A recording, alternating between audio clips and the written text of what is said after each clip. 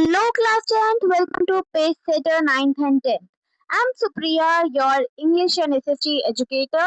तो आज हम पढ़ने जा रहे हैं ज्योग्राफी का पहला चैप्टर जिसका नाम है रिसोर्सेज एंड डेवलपमेंट। बहुत प्यारा चैप्टर है, बहुत आसान चैप्टर है। इसमें हम बहुत कुछ देखते हैं, जैसे कि इंडिया में हमने रिसोर्स प्लानिंग कैसे की, लैंड डिग्रेडेशन के बारे में, कितने टाइप्स के सॉइल होते हैं उनके बारे में, और फॉर गॉड सेक इकोनॉमिक वाले डेवलपमेंट और ज्योग्राफी वाले डेवलपमेंट को मत मिलाना, दोनों में जमीन आसमान का फर्क है। तो ये चैप्टर बहुत अच्छा है, बहुत प्यारा चैप्टर है, बहुत अच्छा चैप्टर है, समझ में आराम से आ जाता है बच्चों को। और बोर्ड्स की बात करें, जो 2027 जो तुम्हारा बोर्ड्स होगा उसमें इस चैप्टर से 2 मार्क्स में या 3 मार्क्स में या ज्यादा से ज्यादा अगर सीबीएसई तुम पे मेहरबान हुई तो इसमें से तुम्हें 5 मार्क्स के भी क्वेश्चन दिख सकते हैं। तो आगे बढ़ते हैं हमारे इस चैप्टर को। तो पहला हम देखेंगे definition and classification of resources. हम देखेंगे रिसोर्स क्या है और उसको हमने कैसे क्लासिफाई किया है। तो what is a resource? A resource is everything available in our environment which can be used to satisfy our needs provided it's technologically accessible, economically feasible and culturally acceptable. तो रिसोर्स क्या है? वो हर चीज जो हमारे एनवायरनमेंट में मौजूद है और हमारी जो दिनचर्या है उसको सेटिस्फाई करती है, हमारी जो जरूरत है उसको पूरा करती है, और वो क्या है? टेक्नोलॉजिकली एक्सेसिबल है, हर बिना टेक्नोलॉजी में भी साथ देती है, इकोनॉमिकली फीजिबल है, ज्यादा कॉस्टली नहीं है और हर जगह एक्सेप्ट की हुई है। तो अब ये था हमारा डेफिनेशन ऑफ रिसोर्स का। अब हम देखते हैं क्लासिफिकेशन ऑफ रिसोर्सेज। तो कैसे है क्लासिफिकेशन? कितने तरह के होते हैं? 4 तरह के। पहला है ऑन बेसिस ऑफ ओरिजिन, दूसरा ऑन बेसिस ऑफ एग्जॉस्टिबिलिटी, तीसरा अगर हम देखें तो तीसरा होता है ऑन बेसिस ऑफ ओनरशिप, और फिर चौथा देखें तो होता है ओनरशिप, और चौथा देखें तो स्टेटस ऑफ डेवलपमेंट। ठीक है, तो पहले हम देखते हैं on the basis of origin. तो कैसा कौन कौन से होते हैं? 2 तरह के होते हैं, बायोटिक और एबायोटिक। बायोटिक क्या होता है? These are obtained from biosphere to have life. ये कहाँ होता है? बायोस्फीयर में होता है और जिंदगी होती है इसमें। एग्जाम्पल हम human beings, flora, fauna, fisheries, livestock. Abiotic, these are composed of non-living things. Basically इसमें living things होती है और इसमें non-living things होती है। ठीक है, examples rock, metals और minerals. On basis of exhaustibility, renewable resources. Resources which can be renewed or reproduced by physical, chemical और mechanical process. Basically इसको हम renew कर सकते हैं, इसे हम फिर से बना सकते हैं, इसको हम लोग रिप्लेनिश कर सकते हैं। इसे और क्या बोला जाता है? रिप्लेनिशेबल रिसोर्सेज। एग्जाम्पल है इसके solar and wind energy, water, forest and wild life. अब देखते हैं हम नॉन रिन्यूएबल रिसोर्सेज।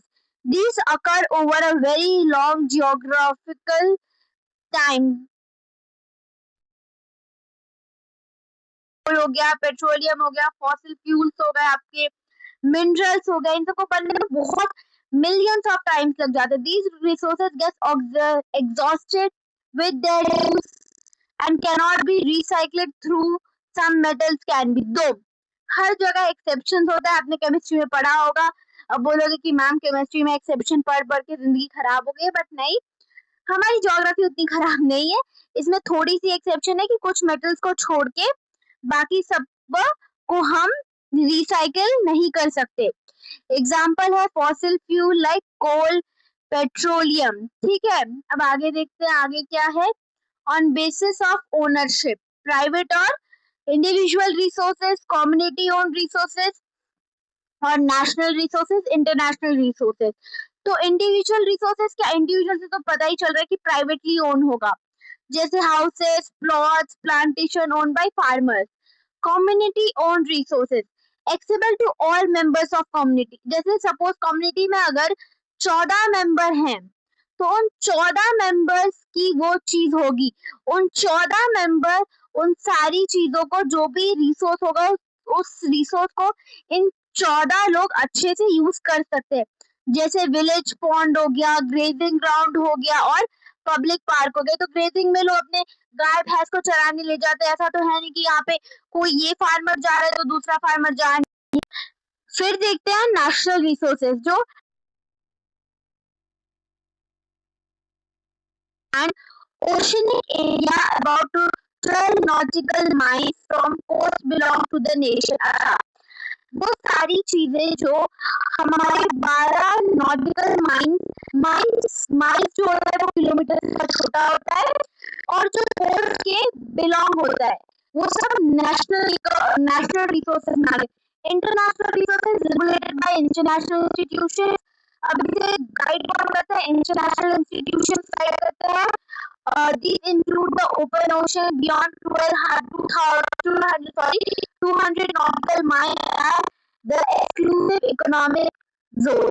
ठीक है, अब देखते हैं on the basis of status of development, potential resources और potential resources, developed resources, stock और reserve। ठीक है, तो अब देखते हैं जैसे कि पोटेंशियल रिसोर्सेज ये पाए जाते हैं, बट इसे अभी तक अच्छे से यूज नहीं किया गया। जैसे wind and solar potential in Rajasthan and Gujarat, वहाँ पे विंड एंड सोलर एनर्जी को अभी उतना तरीके से यूज नहीं करते। Developed resources served and their equally and quantity had been determined and utilized, मतलब मिल गए हैं, अच्छे से यूज भी हो रहे हैं, उसको हम बोलते हैं developed resources. Stock materials in the environment which have potential to satisfy human needs, but humans do not have appropriate technology to access them. Example, hydrogen from water and rich source of energy। हाँ, ये जो stock होता है, ऐसी materials जो मिलते तो हैं बट अभी इंसानों को उतनी अच्छी तरीके से पता नहीं है, उसे कैसे यूज किया जाए अभी हमारे समझ में नहीं है।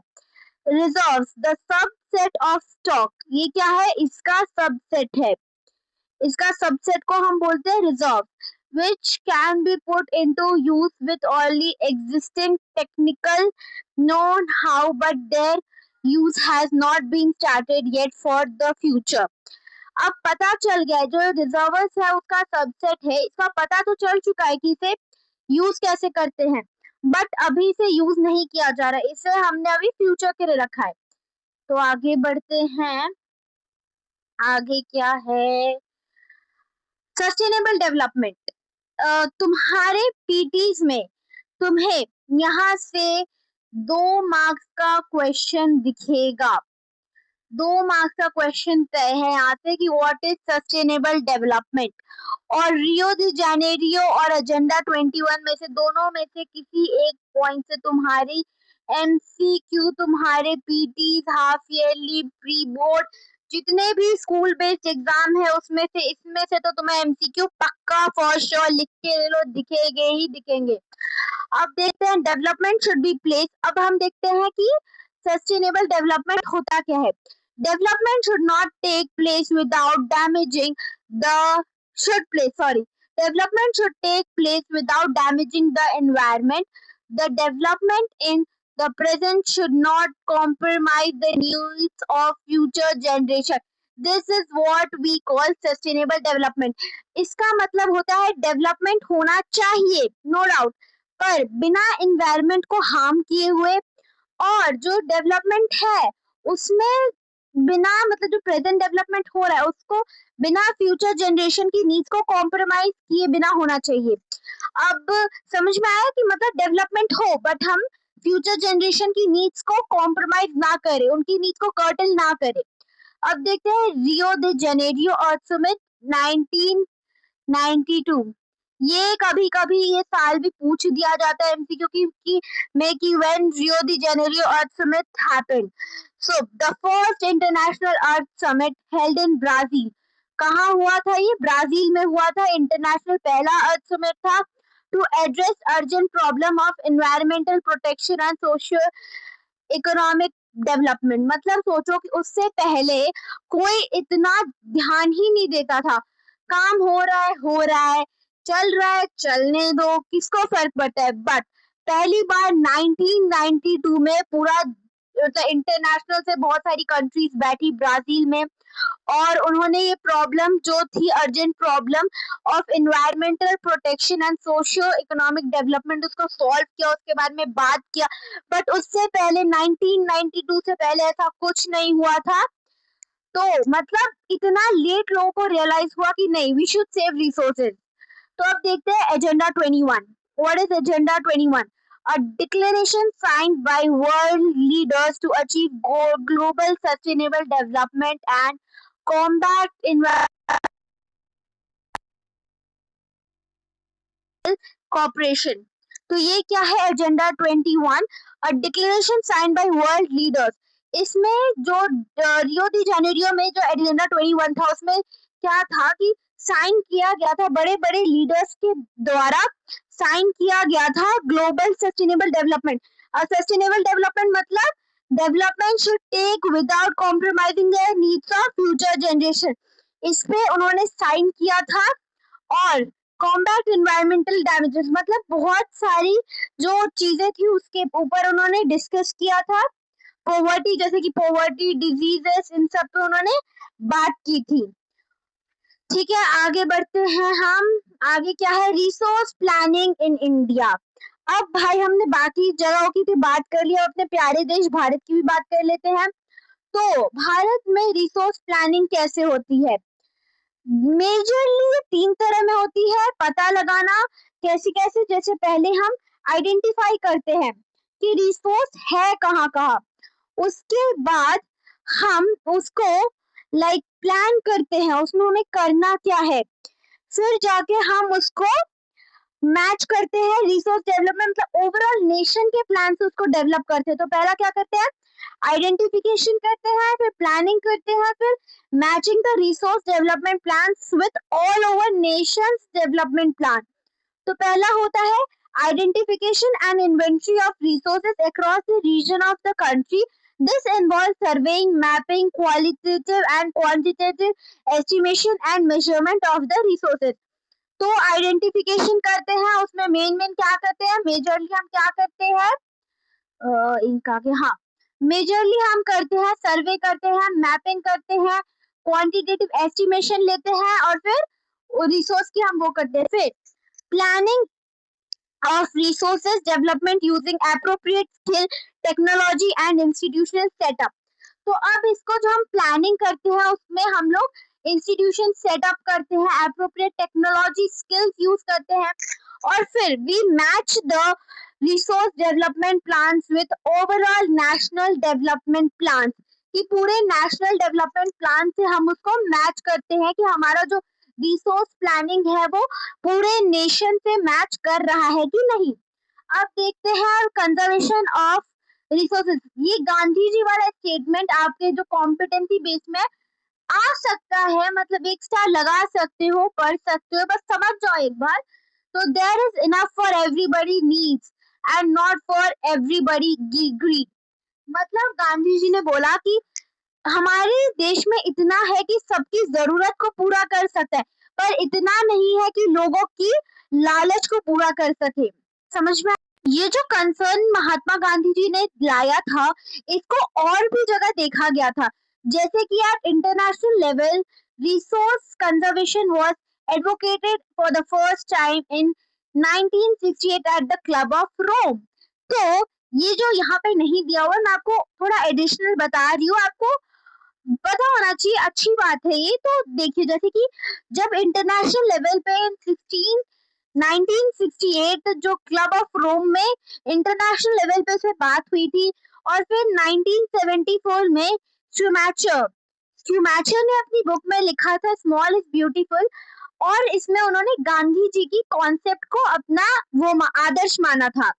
अब देखते हैं हम, तो यही गांधी जी का मेन था कि लोगों की जरूरत के लिए हमारे देश में बहुत है, पर लोगों के लालच के लिए नहीं है। जैसे कि लालच इन द सेंस, किसी को एक रोटी की जरूरत है, और दूसरे आदमी का भी एक रोटी में काम चल जाएगा। पर अब वो 2 रोटी खाएगा तो वो 2 रोटी के लिए 1 रोटी, तो जिसको सख्त ज़रूरत है 1 रोटी की, उसका भी 1 रोटी चला जाएगा। दूसरा आदमी का भी 1 रोटी में पेट भर रहा है, बट उसने अपनी लालच में कि नहीं मैं थोड़ा और खाऊँगा, किसी और का खाना ले लिया। तो ऐसे ही कि लोगों के लिए इनफ अमाउंट ऑफ है, रिसोर्सेज है हमारे देश में, पर उनके लालच के लिए नहीं है। आगे देखते हैं land resources. Land resources. Land is natural resources of utmost importance. It supports natural vegetation, wildlife, human life, and economic activity. तो यहाँ पे ये बताया गया है कि लैंड एक बहुत ही इम्पोर्टेंट नेचुरल रिसोर्स है, जिसको जो सपोर्ट करता है नेचुरल वेजिटेशन को, वाइल्ड लाइफ को, ह्यूमन लाइफ को, इकोनॉमिक एक्टिविटीज को हेल्प देता है, बूस्ट करता है। और यहाँ पे नहीं दिया, मैं एक और चीज ऐड करती हूँ कि कम्युनिकेशन सिस्टम्स को भी इम्प्रूव करता है। तो अब हम देखते हैं कि land use pattern in India. India में हम लैंड को कैसे यूज करते हैं। India's total geographical area is 3.28 million square kilometers. Land is used determined by physical factors, topography, climate, soil and human factors, population density, technology। तो यहाँ पे बताया गया है कि इंडिया का जोग्राफिकल एरिया कितना है और उसको कैसे फिजिकल फैक्टर्स इफेक्ट करते हैं, डिटरमाइंड बाय फिजिकल फैक्टर जैसे topography, climate, soil, human factor जैसे पॉपुलेशन, डेंसिटी, टेक्नोलॉजी। अब देखते हैं जैसे नेट सोन एरिया, मतलब नेट सोन कितनी खेती होती है, very greatly from state to state, over 80% in Punjab और Haryana to less than 10% in Arunachal Pradesh. तो जैसे कि 80% खेती हमारे पंजाब में होती है भाई, और हाँ, पंजाब में होती है, और हरियाणा के ताऊ जी करते हैं 80% खेती, और वहीं पे हमारे अरुणाचल प्रदेश में सिर्फ 10% ही खेती हो पाती है। अब मेरे को कमेंट सेक्शन में जल्दी से बता देंगे कि कौन कितने बच्चे अरुणाचल प्रदेश से है, कितने बच्चे पंजाब से है, कितने बच्चे हरियाणा से है। ठीक है, जल्दी से कमेंट सेक्शन में सब लिख देना। ठीक है, तो अब हम देखते हैं जैसे forest area, for lower than the desired 33% outline the national forest policy. अब ये जो नेशनल फॉरेस्ट पॉलिसी थी वो इंट्रोड्यूस किया गया था 1952 में बाय कंसर्न। तो इसका कंसर्न था कि लोग अपने यूज के लिए खेत को मतलब तोड़ तोड़ के लकड़ियों को बेचे जा रहे थे, मतलब बहुत ज्यादा अमाउंट में लकड़हारे जो थे वो खेत को बर्बाद कर रहे थे। तो और देखा जाए तो आगे जैसे कि हमारा जो इसको डिस्ट्रीब्यूट करते हैं हम जियोलॉजिकल, और देखा जाए हमारे इंडिया के बारे में तो अबाउट 27% हमारे यहाँ प्लेट्यू रीजन है, 30% माउंटेन है, जो पेरेनियल रिवर होता है, जो पेरेनियल वाटर है। अब आगे देखें हम तो होता है हमारा लैंड डिग्रेडेशन एंड कंजर्वेशन। अब हमें लैंड को कैसे, लैंड हमारी डिग्रेड हो जाती है और उसको हम बचाएं कैसे। तो human activities like deforestation, overgrazing, mining and quarrying have contributed significantly to land degradation. तो ह्यूमन एक्टिविटीज, कौन सी ह्यूमन एक्टिविटीज लैंड डिग्रेडेशन को बूस्ट करती है, जैसे कि डिफॉरेस्टेशन। डिफॉरेस्टेशन पूरा खेती को मतलब पूरा मतलब एक पैच ऑफ लैंड पे जहाँ पे बहुत सारे पेड़ थे वहां से सारे पेड़ों को खत्म कर देना, मतलब अपनी बेनिफिट्स के लिए, जैसे लकड़ी का सोफा बनवा लेना, लकड़ी का टेबल बनवा लेना, लकड़ी की चेयरें बनवा लेना। ये सब चीजों में जैसे many people waste many pages, तो उसमें हमें समझना चाहिए कि वो एक पूरा पेड़ के बराबर होता है। हमें अपनी तरफ से उतना यूज करना चाहिए जितना हम कर सके।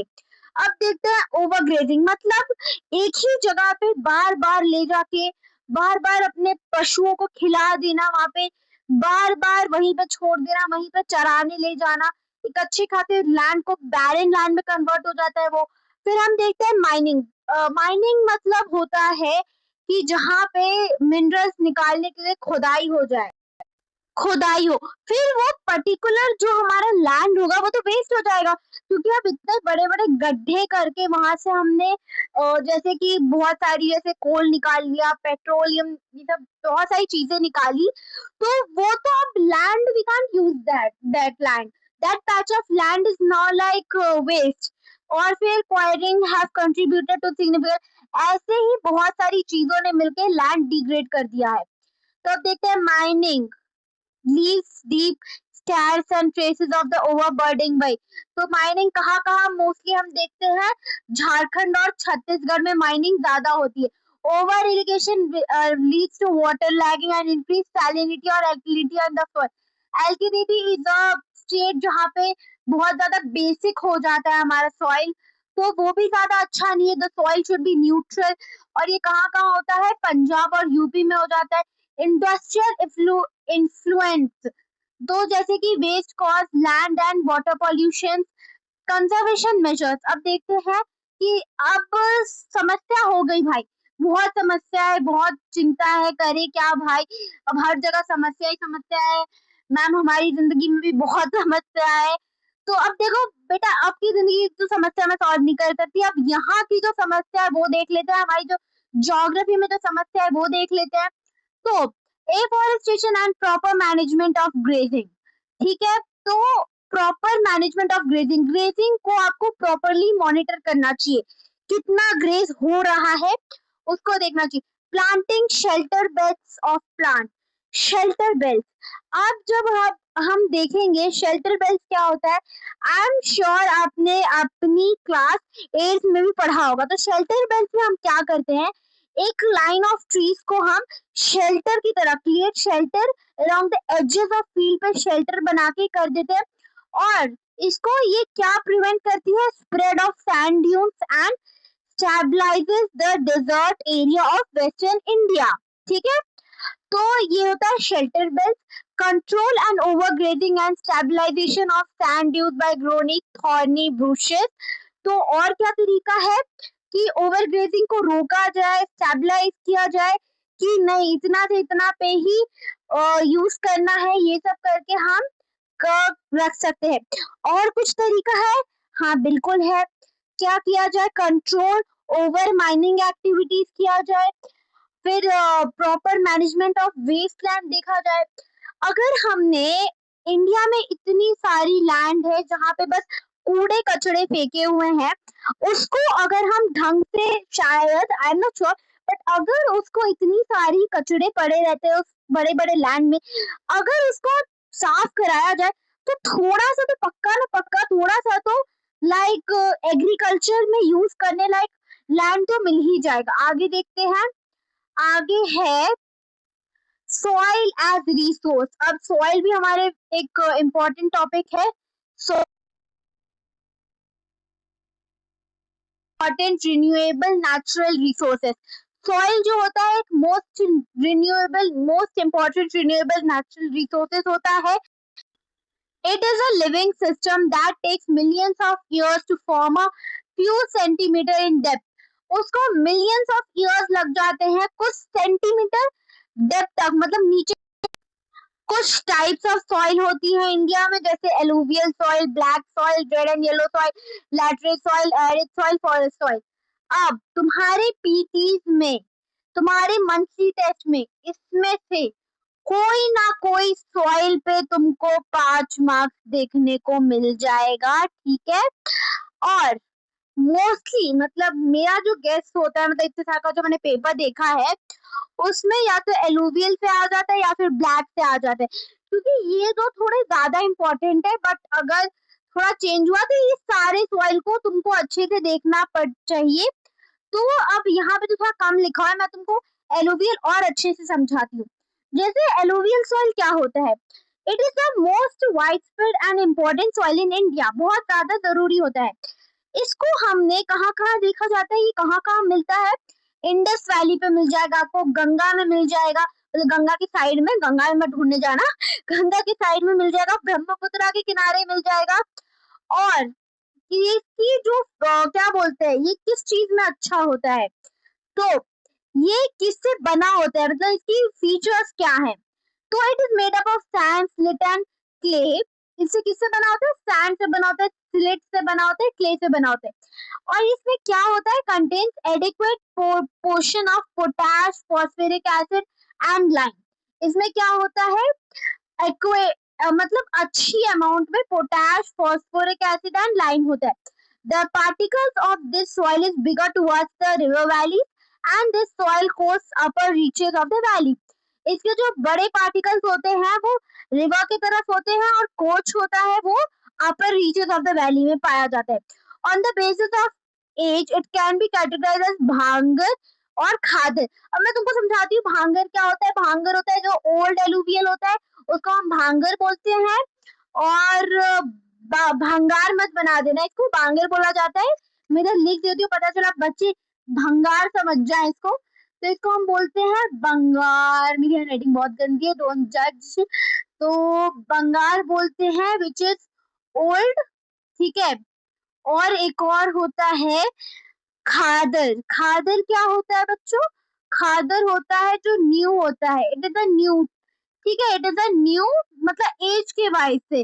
अब ऐसे तो तुम ढूंढने नहीं चाहोगे कि मैम ने बोला है कि खादर और बांगर होता है, तो अब ऐसे ढूंढने मत जाना। वो साइंटिस्ट ही पता लगा सकते हैं कि कौन सा न्यू होता है और कौन सा ओल्ड होता है। तो बांगर न्यू होता है, मतलब बांगर ओल्ड होता है और खादर न्यू होता है। तो अब देखते हैं बंगाल में जो हाई कॉन्सेंट्रेशन ऑफ कंकर होता है, कंकर समझते हो, स्टोन पार्टिकल्स, वो ज्यादा होता है। और जो खादर होता है उसमें बहुत ही फाइन पार्टिकल्स होती है और वो ज्यादा फर्टाइल होता है। याद रखना, खादर ज्यादा फर्टाइल होता है, खादर ज्यादा फर्टाइल होता है, एकदम दिमाग में बैठा लो। It is suitable for growing paddy. किसमें सुटेबल होता है? पैडी ग्रो करने में, मतलब राइस ग्रो करने में, व्हीट ग्रो करने में, शुगर केन ग्रो करने में और अदर सीरियल पल्सेस। अब देखा जाए तो ये कहाँ, मतलब मोस्ट प्रोमिनेंटली कहाँ मिलता है? आपको मिल जाएगा नॉर्थर्न प्लेन्स में मिल जाएगा आपको। और फिर ये क्या होता है? ज्यादा एल्कलीन होता है और इसको प्रॉपर ट्रीटमेंट चाहिए होता है। जैसे कि इरिगेशन कर दो आप अच्छे से, ताकि ये मोर अच्छा से प्रोडक्टिव हो जाए। अब ब्लैक सॉइल देखा जाए तो उसको हम कॉटन सॉइल भी बोलते हैं, क्योंकि ब्लैक सॉइल में हम ज्यादा से ज्यादा कॉटन उगाते हैं मोस्टली। और ये कैसे बनता है? वॉल्केनिक रॉक्स बसाल्ट से बनता है। और ये इसमें किसमें रिच होता है? Rich in calcium carbonate and calcium carbonate की फॉर्मूला होता है ना CaCO3। देखो मेरे को आती है केमिस्ट्री। CaC है, भगवान मेरी हैंडराइटिंग यार, रुकना जरा एक सेकेंड। हाँ, तो ये किसमें होता है? ये होता है ना CaCO3, ठीक है। ये CaCO3 होता है और मैग्नीशियम को Mg बोलते हैं ना। हाँ Mg होता है, हाँ देखो मेरे को आती है। मैग्नीशियम में ये ज्यादा मिलता है, ये रिच होता है। तो अब हम देखते हैं और कुछ देख लेते हैं इसके बारे में। अब हम देखते हैं कि ये कैसे बनता है। एक डीप क्रैक से बनता है जो समर्स में हो जाता है।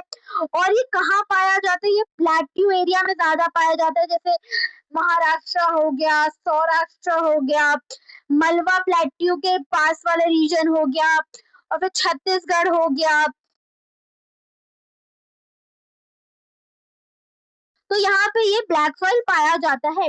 अब देखा जाए रेड एंड येलो सॉइल, तो लाइक इसको पढ़ लो, बट इतना ज्यादा इम्पोर्टेंट होता नहीं है ये। तो deep develops on crystalline igneous rocks in area of low rainfall. Red color is due to diffusion of iron. तो ये लाल कलर क्यों होता है? जब आयरन का डिफ्यूजन होता है इससे, इसीलिए वो लाल कलर का होता है। अब ये कहाँ पाया जाता है? ओडिशा में पाया जाता है। ये कहाँ पाया जाता है आपको? ओडिशा में पाया जाता है। क्या हो रही है मेरी हैंडराइटिंग? शिट, मैंने सब कुछ मिटा दिया। चलो कोई नहीं। तो ये कहाँ मिलता है? ये मिल जाएगा रेड एंड येलो, आपको मिल जाएगा ओडिशा में, ठीक है। ओडिशा में मिल जाएगा आपको ये। अब देखते हैं हम laterite soil. Formed in tropical and subtropical climate with alternate wet and dry season, result of intense leaching due to heavy rain. तो ये कहाँ होता है? ट्रॉपिकल एंड सब ट्रॉपिकल क्लाइमेट में होता है। अल्टरनेटिव वेट एरिया, मतलब इसको ज्यादा गर्मी चाहिए होता है या फिर ज्यादा ड्राई चाहिए होता है। और फिर ये रिजल्ट में क्या आती थी, intense leaching due to heavy rainfall. अब देखते हैं हम ये कहाँ होती है। लीचिंग मतलब होता है during away from plant nutrients from the soil due to excessive rainfall. ज्यादा रेनफॉल के कारण जो प्लांट से न्यूट्रिएंट्स खींच लेता है वही होता है ये। अब देखते हैं इसकी कुछ खासियत, देखते हैं विशेषता, देखते हैं इसकी। तो होता है ये ज्यादा एसिडिक होता है, इसका पीएच होता है लेस देन 6 होता है, बिकॉज मुझे याद नहीं बट हाँ इतना ही होता है, लेस देन 6 होता है। और इसकी जो प्लांट होती है वो डिफरेंट मतलब बहुत कम न्यूट्रिएंट्स में होती है। ये ज्यादा से ज्यादा आपको कहाँ मिलेगा, साउथर्न स्टेट्स में मिल जाएगा, जैसे कि उड़ीसा, याद रखो उड़ीसा, ठीक है, उड़ीसा में मिल जाएगा। उड़ीसा की स्पेलिंग मैंने गलत लिखी है, अच्छा था यहाँ पे, अब ध्यान दिया मैं, तुम लोगों ने बताया भी नहीं मेरे को। उड़ीसा में होती है, और फिर वेस्ट बंगाल में मिल जाता है। और अगर देखा जाए तो ये जो लैट्रिक सॉइल होती है वो कहाँ, और हाँ तमिलनाडु में भी मिलती है। तो अब एरिड सॉइल देखा जाए जैसे कि, तो एरिड सॉइल क्या होती है, एरिड सॉइल किस तरह की होती है, ब्राउन कलर की, Sandy in texture and saline in nature, ये भी सैंडी होती है, टेक्सचर में सलाइन होती है, और ये ह्यूमस में लैक करती है और मॉइस्चर में, क्योंकि ये ड्राई क्लाइमेट में होती है और हाई टेम्परेचर में होती है। जैसे कंकर इसमें मिलते हैं lower horizons of this soil में। It is useful for cultivation only in suitable irrigation methods as in case of western Rajasthan. कहाँ होता है, हर जगह नहीं मिलती है, सिर्फ वेस्टर्न राजस्थान में ही मिलती है। अब लास्ट सॉइल होता है हमारा फॉरेस्ट सॉइल। कहाँ मिलती है, फाउंड इन हिली एंड माउंटेनियस एरिया। टेक्सचर जो का एनवायरनमेंट होता है उससे डिफर करता है। अब देखते हैं आगे, ये देखो ये है हमारा सॉइल का हॉरिजन, जैसे कि ये हो गया सबसे टॉप वाला ऑर्गेनिक लेयर, सरफेस लेयर, सब सॉइल, सबस्टेंटम, बेडरॉक। तब मतलब रॉकी रॉकी है ना, देखो रॉकी है। यहाँ पे सरफेस सॉइल होता है, ह्यूमस भी एक लेयर होती है, बट वो यहाँ पे दी हुई नहीं है, तो एक लेयर होती है ह्यूमस, ठीक है, बहुत गंदी हैंडराइटिंग में लिखा है मैंने, तो ये एच है, यू है, एम है, ए एस है, ठीक है, ह्यूमस में मिलती है ये। आगे देखते हैं अब हम, तो सॉइल इरोजन एंड कंजर्वेशन। अब सॉइल इरोजन और कंजर्वेशन हम देखते हैं। तो soil erosion is removing of soil cover and later washing down of topsoil. तो soil erosion को क्या बोलते हैं, washing down of the described as soil erosion। जो टॉप लेयर होती है soil की, जब वो वॉश ऑफ हो जाती है उसको हम बोलते हैं soil erosion। तो कुछ इरोजन होती है, जैसे कुछ टाइप्स ऑफ इरोजन होती है, जैसे गली इरोजन, शीत इरोजन, ये सब टाइप्स की होती है। फिर विंड इरोजन भी होती है एक तरह की। तो गली इरोजन में जैसे कि वाटर्स जो होते हैं वो जो क्लेई सॉइल होते हैं उसको काट देते हैं, डीप चैनल्स बना देते हैं। ये कहाँ मिलती है, common in Chambal basin, Chambal नदी है उसकी बेसिन में मिलती है, कॉल्ड बैड, उसको बैडलैंड्स बोलते हैं, ठीक है। शीट इरोजन क्या होता है, water flows as a sheet over large area washing away the top soil. इसमें क्या कट कर देती है, क्लेई सॉइल को कट कर देती है, और इसमें जो टॉप सॉइल होती है उसको बहा के ले जाती है। अब हम मेथड्स देखते हैं कंजर्वेशन की, जैसे कॉन्टोर प्लॉइंग हो गया, टेरेस कल्टीवेशन हो गया, स्ट्रिप क्रॉपिंग हो गया, और शेल्टर बेल्ट हो गया। कॉन्टोर प्लॉइंग में क्या करते हैं, ploughing along the contour line to desilt water flow को रोकने के लिए हम कॉन्टर पे प्लॉ करते हैं। फिर स्टेप्स कट डाउन और slope to restrict erosion, erosion को रोकने के लिए स्टेप्स बना देते हैं। ये कहाँ की जाती है, वेस्टर्न हिमालय में की जाती है। Strip cropping, strips of grass को हम छोड़ देते हैं ताकि वो ग्रो होते रहे क्रॉप के बीच में, to break the force of wind, ताकि अगर जो विंड है वो अगर आ रहा है तो उसको रोकने में काम आ सके। शेल्टर बेल्ट तो पता ही था, मैंने बताया ही था कि एज पे लगा देते हैं, एज पे ऐसे प्लांट्स को लगा देते हैं, स्प्रेड कर देते हैं सैंड ड्यून्स को। तो हो गया यहाँ पे आपका चैप्टर खत्म। तो ये है हमारा मैप, थैंक यू हो गई तो हाँ, ये है हमारा मैप। तो देखो कि यहाँ पे इस पूरे पर्टिकुलर रीजन में ये देख रहे हो, यहाँ पे पूरा हमें मिल जाता है एलुवियल सॉइल। फिर हमें मिलता है ब्लैक सॉइल। ब्लैक सॉइल का है ये पूरा एरिया ब्लैक सॉइल की, महाराष्ट्र वाला, मध्य प्रदेश, इधर गुजरात का कुछ रीजन, ये ब्लैक सॉइल में हो गया। और रेड और येलो सॉइल में क्या आता है? रेड और येलो सॉइल को हम दिखाते हैं इससे। तो रेड एंड येलो, ठीक है, रेड और येलो सॉइल जो आता है वो है इस वाले इलाके में, इस वाले इलाके में, जो कुछ पार्ट्स ऑफ उड़ीसा में, कुछ पार्ट्स ऑफ झारखंड में, यहाँ असम वाले कुछ रीजन में, तो यहाँ पे पाया जाता है। अब देखें तो लैटरेट सॉइल, लैटरेट सॉइल कहाँ है? कर्नाटका, गोवा, कुछ पार्ट ऑफ महाराष्ट्र, तेलंगाना, इधर स्प्रेड है हमारा लैटरेट सॉइल। एरिड सॉइल को देखें तो ये राजस्थान वाले एरिया, राजस्थान गुजरात वाले रीजन में है। फॉरेस्ट को तो इधर फॉरेस्ट और माउंटेन्स वैसे यही मिलेंगे जहाँ पे हमारा हिमालय है, हमारे हिमालय रेंजेस पे मिलेंगे। तो यहाँ पे आपका पूरा चैप्टर खत्म होता है with map work. Thank you for bearing me. Thank you so much. I hope आपको ये पूरा चैप्टर अच्छे से समझ में आया होगा. So please like, share, subscribe, page set 9th and 10th. Thank you so much.